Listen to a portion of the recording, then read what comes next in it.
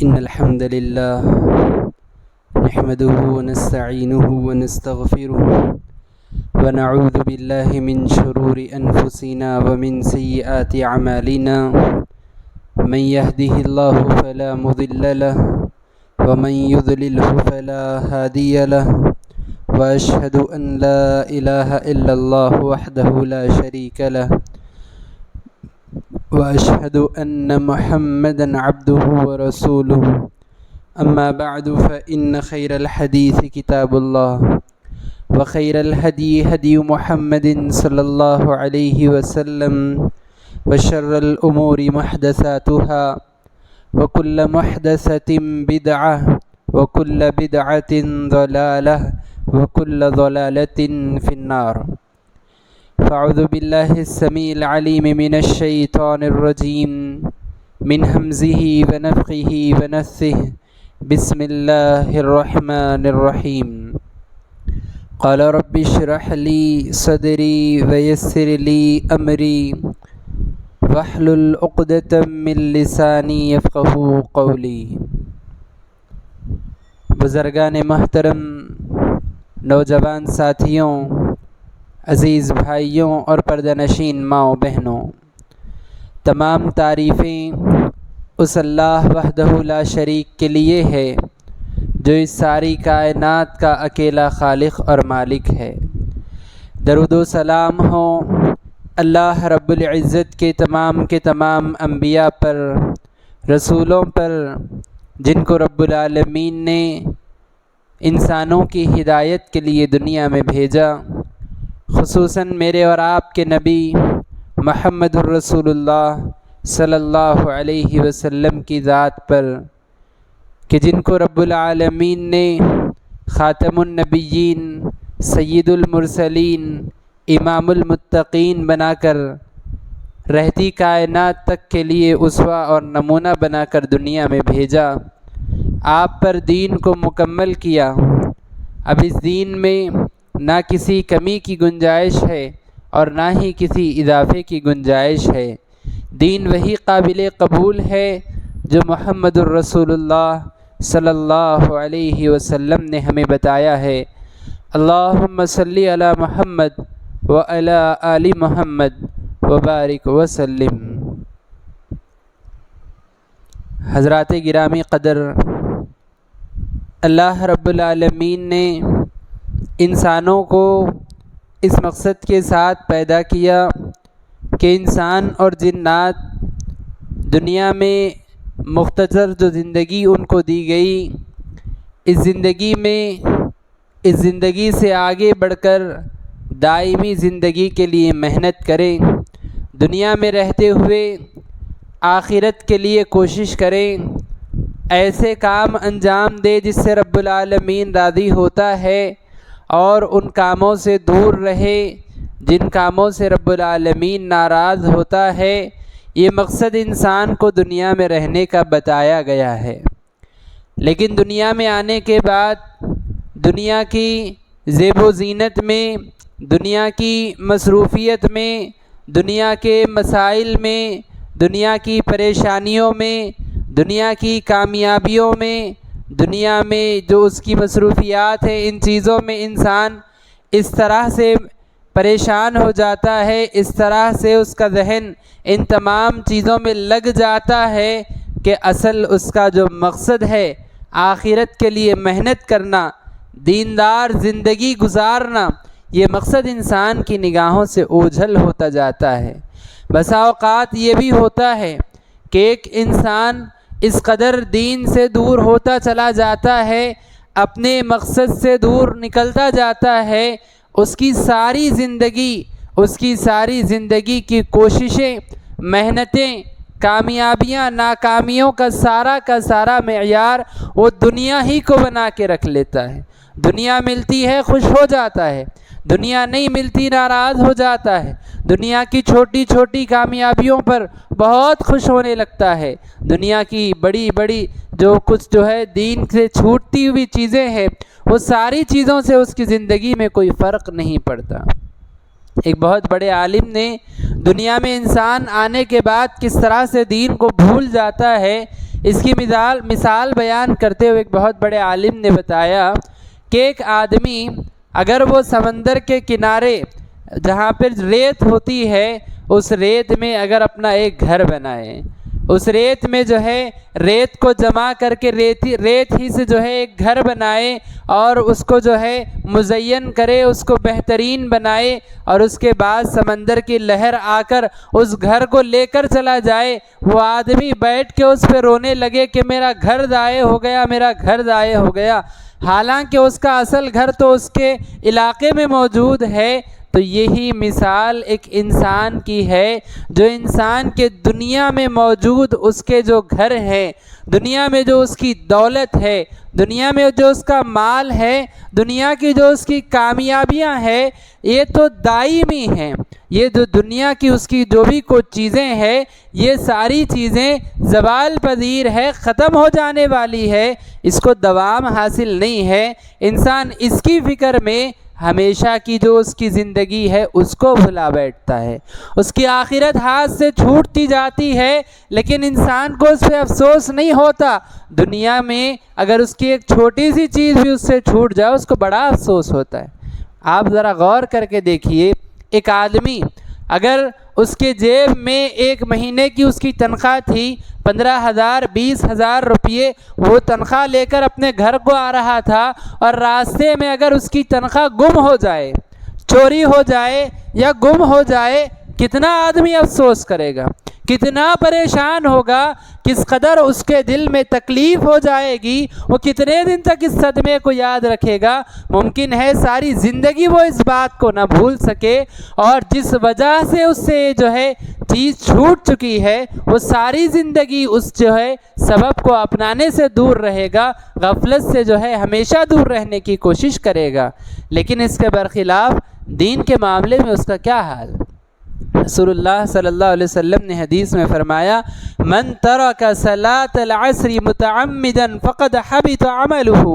جو بندہ عصر کی نماز کو جان بوجھ کر چھوڑ دے، اس کا سارا عمل ضائع ہو جاتا ہے، اس کا سارا عمل ضائع ہو جاتا ہے۔ اللہ کے نبی صلی اللہ علیہ وسلم نے فرمایا، اب ہماری دینداری کتنی ہے، کتنی عصر کی نمازیں، کتنی مغرب کی نمازیں، کتنی نمازیں ہماری کتنے دن تک چھوٹتی جاتی ہے۔ افسوس ہوتا ہے ہمیں بالکل افسوس نہیں ہوتا، اس لیے کہ ہم دیندار نہیں ہیں،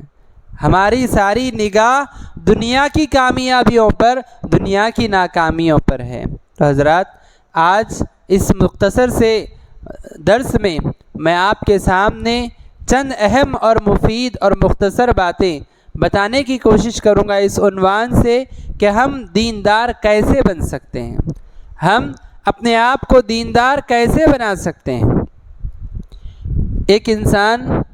دیندار اس وقت بن سکتا ہے جب سب سے پہلے دیندار بننے کی خواہش اس کے دل میں پیدا ہو، دیندار بننے کی کوشش وہ خود کرے۔ سب سے پہلا سبب یا سب سے پہلا قدم جو اٹھانا ہے وہ اسی کو اٹھانا ہوگا۔ ہم جس دنیا میں جیتے ہیں، کتنے ایسے موقع ہوتے ہیں کہ لوگ ہمیں دیندار بنانا چاہتے ہیں، مسجد کے ذمہ دار وقفے سے جو ہے پروگرام رکھتے رہتے ہیں، درس رکھتے رہتے ہیں، اس لیے کہ لوگ دیندار بنیں۔ مسجد کے امام صبح شام درس دیتے ہیں، خطیب ہر جمعہ خطبہ دیتے ہیں، جمعیت کے جماعت کے ذمہ داران اور دنیا بھر کے علماء کرام بڑے بڑے اسٹیجز سے تقریر کر رہے ہیں، لوگوں نے اسلامی چینل بنا رکھے ہیں، کئی لوگ اسلامی گروپ واٹس ایپ کے چلاتے ہیں۔ سب کی کوشش ہے کہ آپ دیندار بنیں، لیکن آپ دیندار نہیں بن پا رہے ہیں۔ کیوں؟ کیونکہ آپ دیندار نہیں بننا چاہ رہے ہیں۔ سب سے پہلے دیندار بننے کے لیے یہ ضروری ہے کہ آدمی کے دل میں خود چاہ پیدا ہو کہ میں کیسے دیندار بنوں، میں کیسے اللہ کی نگاہ میں بہتر انسان بنوں، میں کیسے جنت میں داخل ہونے کے لیے عمل کروں۔ یہ جب انسان کے دل میں چاہ پیدا ہوتی ہے، یہ جب انسان کے دل میں شوق پیدا ہوتا ہے، اس کے بعد اس کو پھر کوئی چیز بتانے کی ضرورت نہیں پڑتی۔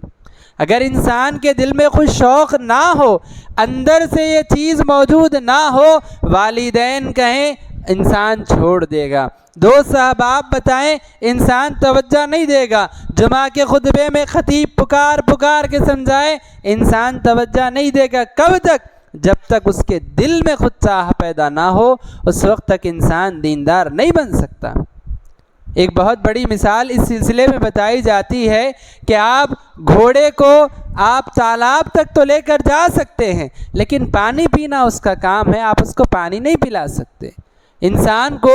دیندار بنانے کے لیے دنیا میں علماء کرام نے، جمعیت جماعت کے ذمہ داران نے، مساجد کے ذمہ داران نے بہت کچھ کیا ہے، لیکن آپ دیندار اسی وقت بن سکتے ہیں جب کہ آپ خود دیندار بننے کی کوشش کریں۔ جب آپ کے دل میں خود دیندار بننے کی چاہت پیدا ہو، اسی وقت آپ دیندار بن سکتے ہیں۔ اس کے بغیر ساری دنیا مل کر کوشش کر لے، اللہ کے نبی صلی اللہ علیہ وسلم کی دعوت پر کئی لوگ دیندار نہیں بنے، اس لیے کہ انہوں نے اپنے دل سے اس چیز کو قبول نہیں کیا۔ تو جب تک آدمی خود اپنے دل سے دیندار بننا نہیں چاہتا، اس وقت تک اس کو دیندار نہیں بنایا جا سکتا۔ اب معاشرے میں بہت سارے ایسے بھی لوگ پائے جاتے ہیں کہ جو دیندار بننا چاہتے ہیں، جو کوشش کرنا چاہتے ہیں، اپنے آپ کو نیک بنانا چاہتے ہیں، لیکن ہوتا یہ ہے کہ آدمی اپنی تمام تر کوششوں کے باوجود اس سفر میں ناکام ہو جاتا ہے، مایوس ہو جاتا ہے اور یہ سمجھتا ہے کہ بھائی میں دیندار نہیں بن سکتا۔ تو آج اپنے درس میں ان لوگوں کے لیے جو اپنے آپ کو دیندار بنانے کی چاہت رکھتے ہیں لیکن بار بار ناکام ہوتے ہیں، ان کے سامنے چند مفید مشورے یا چند مفید باتیں میں ان کے سامنے رکھنے کی کوشش کروں گا۔ تو حضرات، اگر آپ دیندار بننا چاہتے ہیں، اگر آپ اپنے آپ کو دیندار زندگی کے ساتھ جوڑنا چاہتے ہیں، تو یاد رکھیے اسلامی شریعت میں یہ بات ہمیں بتائی گئی ہے کہ انسان، اس کا جو ایمان ہوتا ہے وہ بار بار بوسیدہ ہوتا چلا جاتا ہے۔ اللہ کے نبی صلی اللہ علیہ وسلم نے حدیث میں فرمایا، ان الایمان لیخلق فی جوف احدکم کما یخلق الثوب۔ اللہ کے نبی صلی اللہ علیہ وسلم نے فرمایا کہ تمہارے دل میں ایمان ویسے ہی پرانا ہوتا رہتا ہے، ویسے ہی بوسیدہ ہوتا رہتا ہے جیسے کہ تمہارا کپڑا پرانا اور میلا ہوتا رہتا ہے۔ ہم کپڑا جب پہنتے ہیں، کپڑا بالکل صاف ہوتا ہے، کپڑا بالکل بہترین ہوتا ہے، لیکن ایک دن کے بعد، 2 دن کے بعد وہ کپڑے پہ دھول لگتی ہے، وہ کپڑا میلا ہوتا جاتا ہے، اور اس کے بعد پھر اس کپڑے کو صاف کرنے کی ضرورت پڑتی ہے۔ اللہ کے نبی صلی اللہ علیہ وسلم نے فرمایا، تمہارا ایمان بھی ایسا ہی ہے، تمہارا ایمان بھی ایسا ہی ہے کہ تمہارا ایمان ہمیشہ ایک جیسا نہیں رہتا، تمہارا ایمان کبھی بڑھتا ہے تو کبھی کم بھی ہو جاتا ہے، اور جب کم ہوتا ہے تو تمہاری یہ ذمہ داری ہے، جس طرح اپنے کپڑے کو صاف کر لیا کرتے ہو، جس طرح اپنے کپڑے کو دھو لیا کرتے ہو، اپنے دل کے ایمان کا بھی ایسے ہی جائزہ لیتے رہا کرو کہ ہم ایمان کے کس معیار پر موجود ہیں، ہمیں کس طرح بہتری اپنے ایمان میں پیدا کرنی ہے۔ انسان جب گناہ کرتا ہے تو اس کے دل پر کالا دھبا لگایا جاتا ہے، یہ بات حدیث میں ہمیں بتائی گئی ہے۔ تو ہمیں پیغام دیا گیا کہ تم یہ مت سمجھ کر مطمئن رہو کہ میں مسلمان ہوں تو جنت میں داخل ہونا، یہ نہیں، تمہارا ایمان کبھی بڑھتا ہے، تمہارا ایمان کبھی کم ہوتا ہے، تو تمہیں یہ دیکھنا ہے کہ کون سی ایسی چیزیں ہیں جو میرے ایمان کو بڑھا سکتی ہیں، کون سی ایسی چیزیں ہیں جن کو انجام دینے سے، جو کام کرنے سے میرے ایمان میں تازگی پیدا ہوگی، میرے ایمان میں بہتری پیدا ہوگی، میرا ایمان بڑھتا جائے گا۔ یہ چیز پہ ایک مومن کی توجہ ہونی چاہیے، ورنہ یہ ہوگا کہ آدمی کا ایمان کم کم کم ہوتا جائے گا، اور اس کے بعد بسا اوقات یہ بھی مرحلے آتے ہیں کہ آدمی کا ایمان اس قدر کم ہو جاتا ہے کہ پھر وہ ایمان چھوڑ کر، اسلام چھوڑ کر دوسرے دین میں داخل ہونے پر بھی حرج محسوس نہیں کرتا۔ تو آدمی کو چاہیے کہ وہ اپنے دین کا جائزہ لیتا رہے اور یہ دیکھے کہ کون سے ایسے عمل ہیں جو عمل کرنے سے میرے دین میں بہتری پیدا ہوگی، میرے ایمان میں تازگی پیدا ہوگی۔ تو حضرات، ایمان میں تازگی پیدا کرنے والے جو اعمال ہیں، جو اسباب ہیں، ان میں ایک بہترین عمل یہ ہے کہ آدمی ذکر کی مجلسوں میں شرکت کرے، آدمی ذکر کی مجلسوں میں شرکت کرے، بیانات سننے کے لیے آدمی اہتمام سے آیا کرے، علماء کی باتوں کو آدمی غور سے سنا کرے، جنت اور جہنم کے جو تذکرے بیانات میں ہوتے ہیں اس کو آدمی سنے، اللہ رب العالمین کی عظمت، اللہ رب العالمین کی قدرت کے بارے میں جو باتیں بتائی جاتی ہیں آدمی اس کو سنے۔ تو ان چیزوں سے انسان کے ایمان میں تازگی پیدا ہوتی ہے۔ کیا دلیل؟ اللہ کے نبی صلی اللہ علیہ وسلم کے صحابہ میں سے ایک صحابی تھے جن کا نام حنظلہ تھا۔ یہ ایسے عظیم ایمان والے صحابی تھے کہ اللہ کے نبی صلی اللہ علیہ وسلم نے قرآن کی آیتوں کو لکھنے اور جمع کرنے کے لیے جن صحابہ کو مقرر کیا تھا انہی میں سے ایک صحابی تھے حنظلہ رضی اللہ تعالیٰ عنہ۔ ایک مرتبہ ایسا ہوا کہ حنظلہ رضی اللہ تعالیٰ عنہ اپنے گھر سے نکلے یہ پکارتے ہوئے نافق حنظلہ نافق حنظلہ، کہ حنظلہ منافق ہو گئے، حنظلہ منافق ہو گئے۔ راستے میں جب یہ آواز لگاتے ہوئے جا رہے تھے کہ حنظلہ منافق ہو گئے تو درمیان میں حضرت ابو بکر سے ملاقات ہوئی۔ حضرت ابو بکر نے پوچھا کیف انت،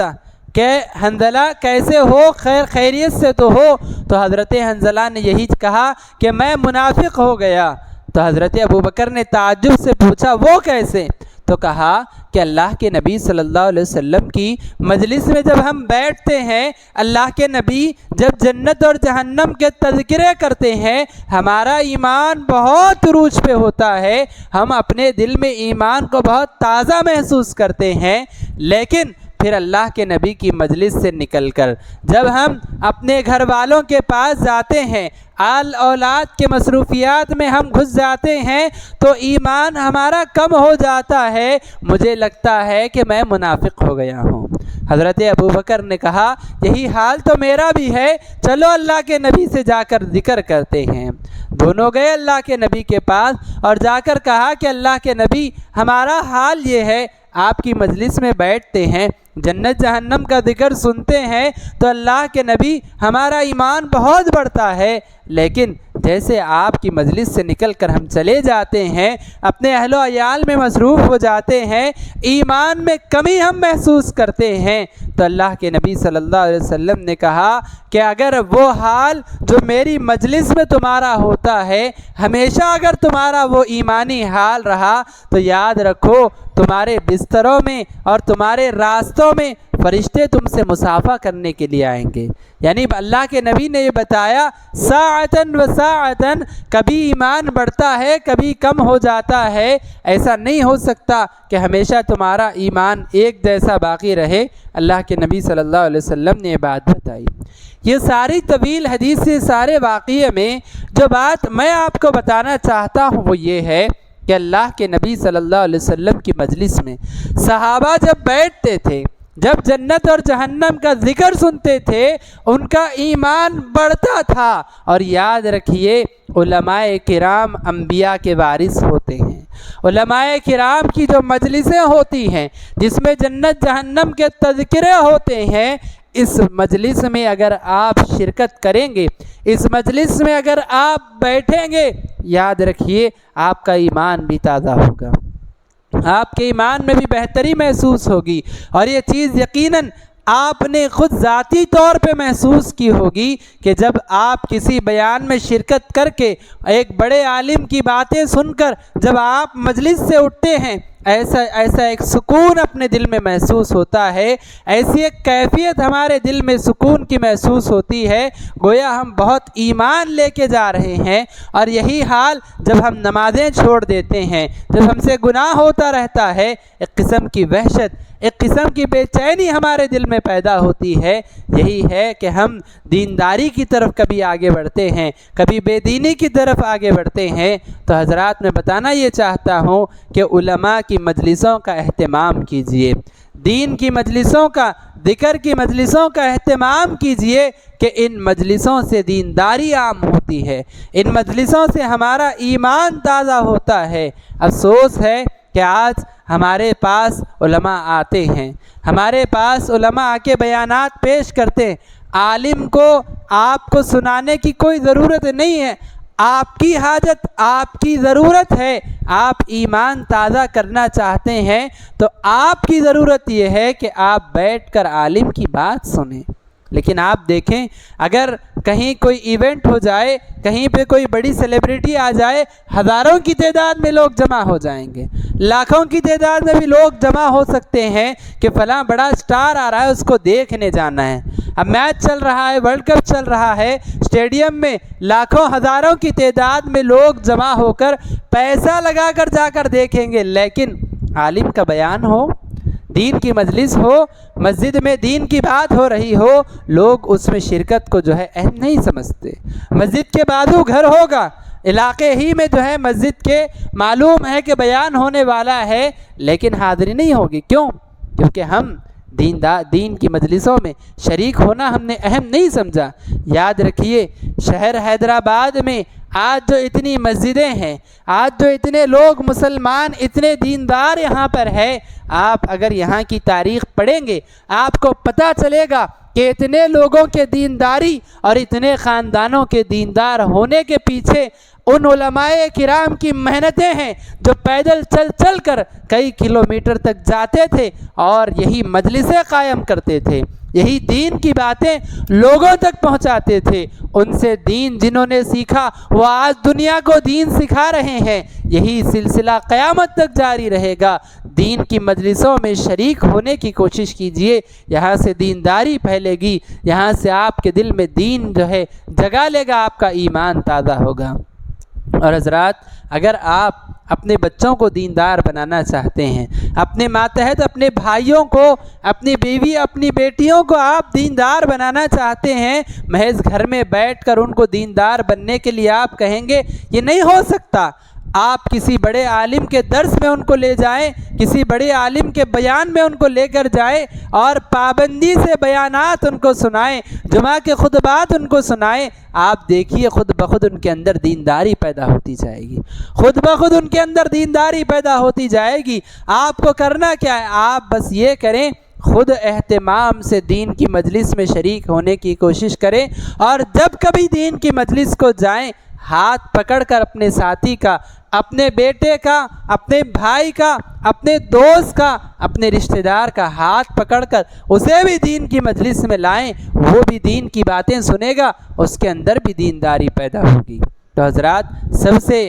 پہلی چیز دیندار بننے کے لیے جو آپ کر سکتے ہیں وہ یہ کہ آپ دین کی مجلسوں میں شرکت کیجئے۔ دین کی مجلسیں کوئی معمولی مجلسیں نہیں ہوتی۔ اللہ کے نبی صلی اللہ علیہ وسلم نے ایک حدیث میں بات ارشاد فرمائی کہ اللہ رب العالمین خود یہ بات ذکر فرماتے ہیں کہ جب بندہ اکیلے میں اللہ کو ذکر کرتا ہے تو اللہ رب العالمین تنہائی میں اس کا ذکر کرتے ہیں، اور جب بندہ مجلس میں اللہ کا ذکر کرتا ہے اللہ رب العالمین بہترین مجلس میں اعلیٰ علیین کے فرشتوں کے پاس، ملائے اعلیٰ کے پاس اللہ رب العالمین اس کا ذکر کرتے ہیں۔ تو یہ جو دین کی مجلسیں ہوتی ہے، اس کا اہتمام ہماری زندگی میں ہونا چاہیے، یہ ایک اہم ترین چیز ہے۔ اور اسی طرح ایک اور چیز جو ہمیں دیندار بننے میں آسانی پیدا کر سکتی ہے، وہ یہ ہے کہ ہم اپنی صحبت میں دیندار لوگوں کی صحبت اختیار کریں، ایسے لوگوں کے ساتھ رہنے کی کوشش کریں جو لوگ کے دیندار ہیں۔ اللہ کے نبی صلی اللہ علیہ وسلم نے اس کے لیے ایک حدیث میں بات بیان فرمائی، المرء علی دین خلیلہ، کہ آدمی اپنے ساتھی کے دین پر ہوتا ہے۔ آپ شرابی کے ساتھ رہیں گے، آپ بھی شرابی بن جائیں گے۔ آپ جوا کھیلنے والے کے ساتھ رہیں گے، آپ بھی جوا کھیلنے والے ہو جائیں گے۔ آپ جھوٹے کے ساتھ رہیں گے، آپ بھی جھوٹے بن جائیں گے۔ دھوکے باز کے ساتھ رہیں گے، دھوکہ دینے والے بن جائیں گے۔ حرام تجارت کرنے والے کے ساتھ رہیں گے، آپ بھی حرام تجارت کرنے والے بن جائیں گے۔ اور آج مسلمانوں میں جو ارتداد کا فتنہ پھیلا ہے کہ مسلمان اسلام چھوڑ کر غیر اسلامی ادیان کو اپنا رہے ہیں، اس کی وجہ یہی ہے کہ اسکول کالجز میں جو ہے مسلمان غیر مسلموں سے دوستیاں اس قدر بڑھاتے چلے جاتے ہیں کہ اس کے بعد اپنے دوست کے دین کو قبول کرنا ان کے لیے کوئی بڑی چیز باقی نہیں رہتی۔ تو حضرات، جہاں یہ چیز برائیوں کو قبول کرنے کے سلسلے میں ہے، وہیں وہی چیز اچھائیوں کو قبول کرنے کے سلسلے میں بھی ہے کہ اگر آپ کسی دیندار آدمی کے ساتھ رہیں گے، ایک نمازی کے ساتھ آپ کا اٹھنا بیٹھنا ہوگا، آپ نمازی کی صحبت میں رہیں گے، آپ بھی نماز کے پابند ہو جائیں گے۔ اچھی قرات پڑھنے والے قاری کے ساتھ آپ رہیں گے، وہ ہمیشہ قرآن پڑھتا ہے، قرآن سنتا ہے، آپ کے دل میں بھی قرآن سننے کا شوق پیدا ہوگا۔ آپ ایک ایسے انسان کے ساتھ رہیں گے جو دین کا علم رکھتا ہے، ہمیشہ قرآن و حدیث کی باتیں کرتا ہے، صحابہ کرام کے واقعات بولتا رہتا ہے، ایسے آدمی کے ساتھ رہیں گے، آپ کے اندر بھی دین کا جذبہ پیدا ہوتا جائے گا۔ تو حضرات، دیندار لوگوں کی صحبت اختیار کرنا دیندار بننے کے لیے بہت زیادہ ضروری ہے۔ آپ دیندار لوگوں کے ساتھ رہیں گے تو آپ کو دیندار بننے میں زیادہ مشکل جو ہے پیش نہیں آئے گی۔ بہت سارے لوگ آج دیندار اس لیے نہیں بن پاتے کیونکہ ان کی جو لوکیلٹی ہے، ان کی جو سوسائٹی ہے، ان کا جو اٹھنا بیٹھنا، جس صحبت میں وہ رہتے ہیں، وہ دیندار لوگ نہیں ہیں۔ یہ آدمی نماز کی پابندی کرنا چاہتا ہے لیکن اس کے ساتھی ہیں کہ نماز سے غفلت برتتے ہوئے اسے بھی نماز سے دور لے کر چلے جاتے ہیں۔ آدمی حرام کی تجارت چھوڑ کر حلال تجارت کرنا چاہتا ہے، اس کا ایسا ذہن جو ہے، ایسی ذہن سازی اس کی جاتی ہے کہ پھر اس کے سامنے بات آتی ہے کہ بھائی حرام تجارت چھوڑ کر میں زندگی نہیں گزار سکتا، حلال میں زندگی جو ہے گزر نہیں سکتی، اللہ معاف کرنے والا، یہی کام کرتے آگے بڑھو۔ یاد رکھیے، جب تک آپ دیندار لوگوں کی صحبت میں نہیں رہیں گے، اس وقت تک آپ دیندار نہیں بن سکتے۔ اور اگر اسی طرح سے آپ اپنی اولاد کو، اپنی اگلی نسل کو آپ دیندار بنانا چاہتے ہیں تو ان کے لیے ایسی سوسائٹی کا سلیکشن کیجئے، ایسے ماحول کا سلیکشن کیجئے کہ جس ماحول میں رہ کر وہ ساری زندگی ایمان کے ساتھ، دینداری کے ساتھ باقی رہ سکیں۔ مثال کے طور پر آپ اپنے بچے کو تعلیم دلا رہے ہیں، ایسی تعلیم اپنے بچے کو دلائیے کہ جس تعلیم کے نتیجے میں اس کو ایسی نوکری ملے کہ وہ دیندار لوگوں کے ساتھ ان کی صحبت میں رہ سکے۔ یا پھر آپ اپنے بچے کو تجارت لگا کر دے رہے ہیں، ایسی تجارت اس کو لگا کر دیجئے کہ جس تجارت کے کرتے ہوئے اس کا تعلق ایسے لوگوں کے ساتھ جڑا رہے جو لوگ کے دیندار لوگ ہیں۔ یا پھر آپ اپنے بچے کو کاریگری سکھا رہے ہیں، ایسی کاریگری سکھائیے جس کاریگری میں وہ ایسے لوگوں کی صحبت میں رہ سکے جو لوگ کے دیندار لوگ ہیں۔ آپ اپنے بچے کو اگر میکینک بنا دیں گے، آپ اپنے بچے کو اسی طرح سے ایسے کام سکھائیں گے جو کام کے جو ہے کرنے والے لوگ اچھے نہیں ہوتے، جو کام کے کرنے والے اکثر لوگ بے دین قسم کے ہوتے ہیں، آپ اپنے بچے کو ویسی صحبت میں لے جا کر ڈال کر اس سے پھر دینداری کی امید رکھیں، کیسے وہ دیندار بن سکتا ہے؟ ایک بہت بڑے عالم نے یہ بات کہی ہے کہ آج ہمارا نوجوان طبقہ اس قابل ہے کہ ان کے لیے دعائیں کی جائیں، رحم کے قابل ہے کہ آج جو ہے ماں باپ پہلے تو ایک مدت تک اپنی اولاد کو بے دین بناتے چلے جاتے ہیں، ایسی تعلیم دیتے ہیں جو بے دینی کی تعلیم ہے، ایسی صحبت میں رکھتے ہیں جو بے دین لوگوں کی صحبت ہے، ایسی نوکری لگاتے ہیں جو بے دین لوگوں کے ساتھ رہنے والی ہے، ایسی تجارت کراتے ہیں جو بے دین لوگوں کی صحبت دیتی ہے، اس کے بعد پھر اسے کہا جاتا ہے کہ اب تم دیندار بنو۔ کیسے وہ دیندار بنے گا جب اس کی تعلیم دینداری کی نہیں ہے، اس کی صحبت دینداری کی نہیں ہے، اس کا ماحول دیندارانہ ماحول نہیں ہے، کیسے جا کر وہ دیندار بنے گا؟ تو دوسری اہم چیز یہ ہے کہ آپ اپنے لیے اور جن کے لیے آپ سمجھتے ہیں کہ وہ دیندار بنے، ایسی صحبت کا انتخاب کیجئے کہ جس صحبت سے وہ آدمی ہمیشہ دیندار باقی رہ سکے، دیندار لوگوں کی صحبت اختیار کیجئے۔ تیسری ایک اہم چیز دیندار بننے کے لیے یہ ہے کہ آدمی قرآن سے اپنے تعلق کو جوڑے، قرآن سے اپنے تعلق کو جوڑے۔ اللہ رب العالمین نے فرمایا ان ھذا القرآن یہدی للتی ہی اقوم، فرمایا رب العالمین نے کہ یہ قرآن اس چیز کی طرف ہدایت دیتا ہے انسان کو، اس چیز کی رہنمائی کرتا ہے انسان کو جو چیز کے سب سے بہتر اور سب سے قوی چیز ہے، جو سب سے سیدھا راستہ ہے، انسان کو قرآن اس راستے کی طرف لے جاتا ہے۔ ھدی للناس، اللہ رب العالمین نے اس قرآن کو کہا کہ یہ قرآن لوگوں کی ہدایت کا ذریعہ ہے۔ آپ قرآن سے اپنے تعلق کو جس قدر جوڑتے چلے جائیں گے اس قدر آپ دیندار بنتے چلے جائیں گے۔ فضیل بن عیاض رحمۃ اللہ علیہ جو اپنے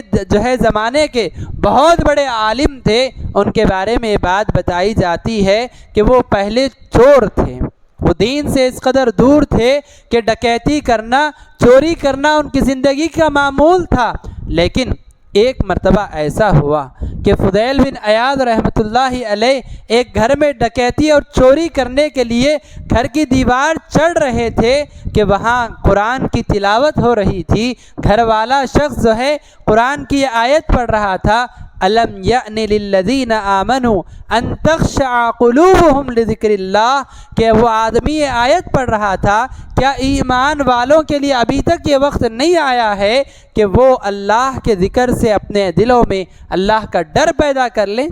جیسے ہی انہوں نے دیوار پھلانگتے ہوئے یہ آیت سنی، کیا تمہارے سامنے ابھی یہ وقت نہیں آیا، یہ آیت ان کے دل پر بجلی کی طرح گری اور انہوں نے اسی وقت کہا کہ ہاں میرے رب، اب یہ وقت آ چکا ہے کہ میں دیندار بن جاؤں۔ انہوں نے اس کے بعد سارے برائی کے کام چھوڑ دیے اور ساری زندگی دیندارانہ زندگی گزاری، خود بھی نیک بنے اور دنیا کو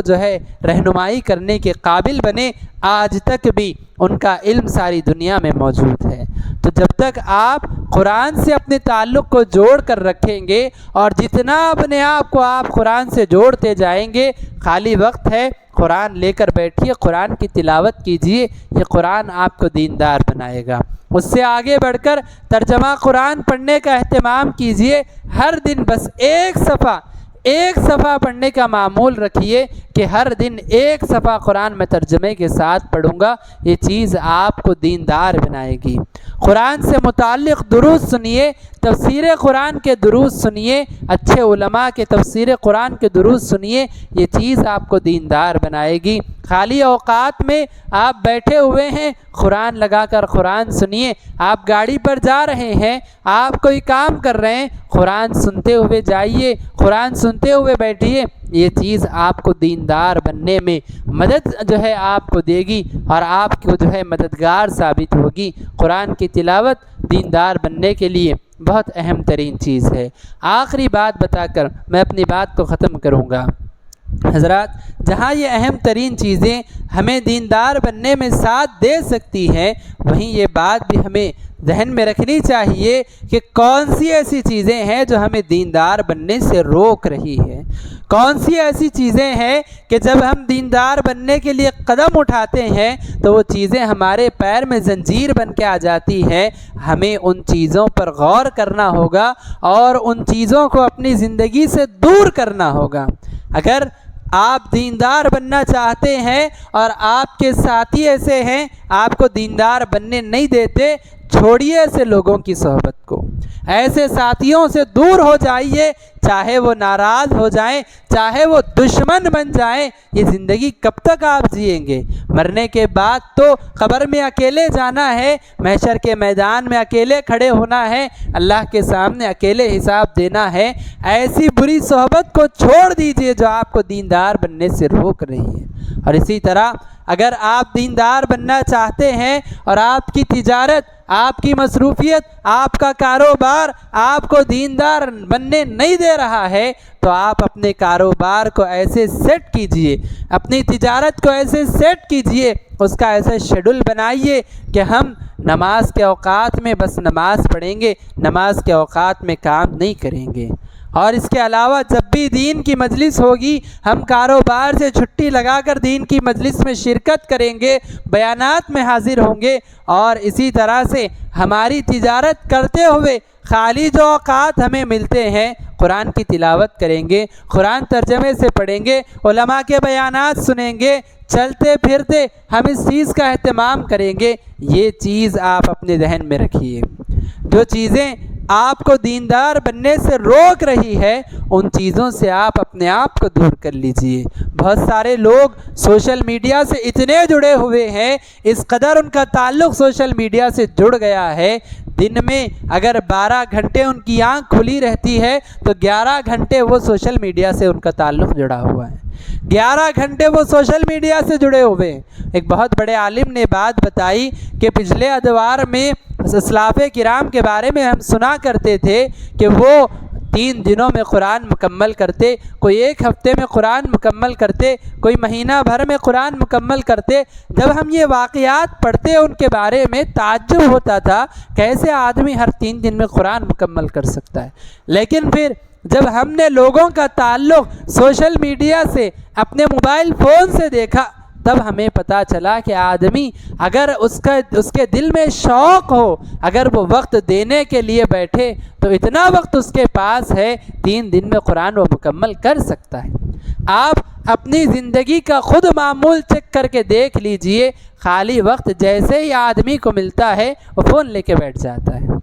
فون میں اس کے ذہن میں بات رہتی ہے چارجنگ پہ فون لگا کر رکھنا ہے، اس لیے کہ خالی وقت آنے سے پہلے فون میں چارجنگ مکمل ہونی چاہیے۔ چارجنگ ختم ہو جائے آدمی پریشان ہو جائے گا، سفر میں نکلے گا چارجنگ بھی لے کر نکلے گا، اور ساتھ میں چارجنگ برقرار رکھنے کے لیے جو بھی چیزیں ضروری ہے وہ ساتھ لے کر نکلے گا کہ فون بند ہو جائے تو مشکل آ جائے گی۔ اس قدر انسان اپنے فون سے اس کا تعلق جڑا ہوا ہے، کیسے وہ قرآن پڑھنے سے اس کا تعلق جوڑ سکتا ہے؟ کب وہ بیانات سنے گا؟ کب وہ دین کی باتیں سنے گا؟ تو حضرات ضروری ہے کہ ہم ان چیزوں پر بھی غور کریں جو چیزیں ہمیں دیندار بننے سے روک رہی ہے، اور ان چیزوں کو اپنی زندگی سے نکال دیں کہ ہم ان چیزوں سے دور ہو کر ہی دیندار بن سکتے ہیں۔ خلاصہ یہ ہے